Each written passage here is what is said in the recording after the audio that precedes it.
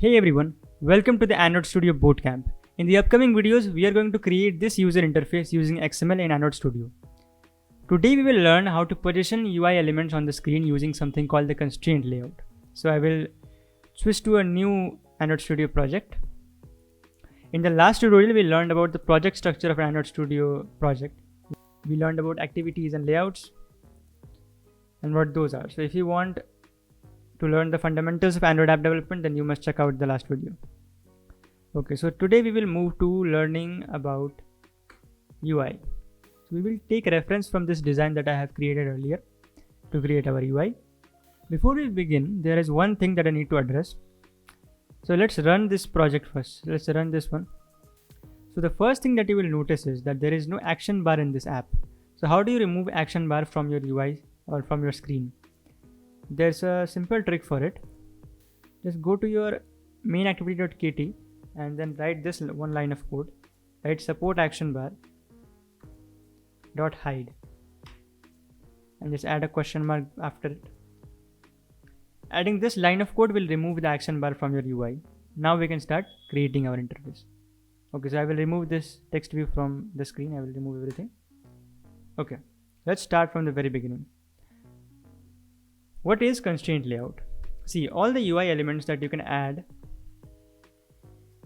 on the screen. For example, if you go to design mode, we can add a button. We can add a scroll view. Okay, let's not add this one. We can add a switch. There are many UI elements that we can add on the screen. All of these UI elements, each one of them in Android is called a view. So a text is a text view. A button is also a view. That's why we write text view and not just text. Okay. Constraint layout is a view group, which means that it is a kind of view that can hold other views inside of it. So it's a view group. Constraint layout is a view group. Okay. And inside it, we can add all our UI elements. So I'm going to add a text. I'm going to add a text view. So the moment I write text view, Android Studio asks us to write two properties for it, width and height. So I will write wrap content and wrap content for both of them. What is wrap content? I will explain in just a few seconds. Then you can write another property text and I will write, let's look at our reference. I will write let's learn together. Okay. I will write let's learn together. Okay. Now you can see a text appears on the top left of the screen. Now Android Studio will throw an error. As you can see, there is a red underline on text view, which means there is an error. Now what is that error? If you hover over it, then you can see it says missing constraints. So Android Studio wants us, because it is in a constraint layout, the text view is inside a constraint layout. So Android Studio wants us to write how we want to position this element on the screen. Okay. And in constraint layout, we use something called constraints to position elements. For example, I will write here, if I want to center it on the screen, I will write top to the top of parent and bottom to the bottom of parent. Now you can see it came to the center of the screen, right? So this is how constraints work. And remember, you don't have to write all of this by yourself. You can use the autocomplete feature of Android Studio. It's very helpful. So I will similarly write left to the left of parent and right to the right of parent. It came to the center of the screen. Now how does this work? See, this line of code says that the top of this text view is constrained to the top of its parent. Its parent is constraint layout, which basically means the entire screen.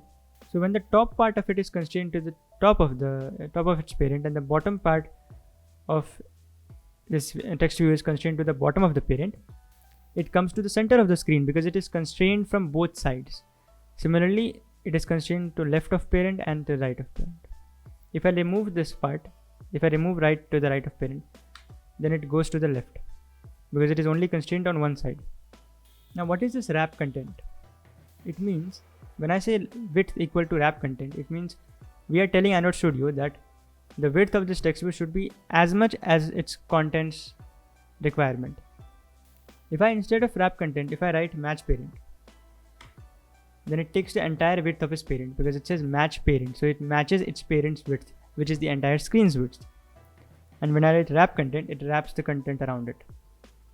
Now I will add another text view. And the text will say, what will it say? Join our community. Now by default it is here at the top of the screen. How can I bring this text view to the bottom of this text view? We will need to tell Android Studio to do that. So I will just write in the text view above, I will write another property which is ID. So I will write ID equal to @ plus ID slash heading. Okay. So when you write ID, you're basically giving it a name. So I'm naming this text view heading. Now we can call this text view by calling its name. So I can write top to the bottom of @ plus ID slash heading. So as you can see, the top part of this text view is constrained to the bottom part of this text view. Now I'm going to write left to the left of @ ID slash heading, because we named it heading, so we are calling it by its name. So the left part of the second text view is constrained to the left of this heading, this text view. The more you use constraint layout, the more you will get used to this method of positioning items on the screen using constraints, using top to the top of, bottom to the bottom of, left to the left of, and properties like that. Any element that you add on the screen, whether it is a button or a text view or anything else, if it is inside a constraint layout, then you need to declare constraints for it. You need to tell Android Studio how you want to position the items, to position the elements on the screen. But we don't want this to be in the center of the screen, because we can see in our reference that we want it somewhere around the top to the left. Okay, so how do we position it correctly? Now before we do that, one thing we can do is we can change the appearance of our text, or how it looks. For that we will use a property called text appearance. Text appearance, and I will write heading.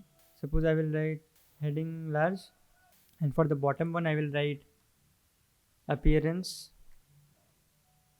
heading small, for example, or heading medium. We can try that. We can use another property to further modify the text. We can use style. We can use a property called text style. I will write text style equal to italic. Then it becomes like that.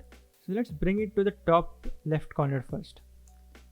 So I will remove the bottom constraint from our text view. Then you can see it came to the top of the screen because it is only constrained to the top part of its parent, not the bottom. So it came to the top of the screen. Now I will remove the left constraint. When I remove the left constraint, no, that's not what we want. So I will remove the right constraint. Now it came to the left of the screen. Now we are getting closer to the position we want.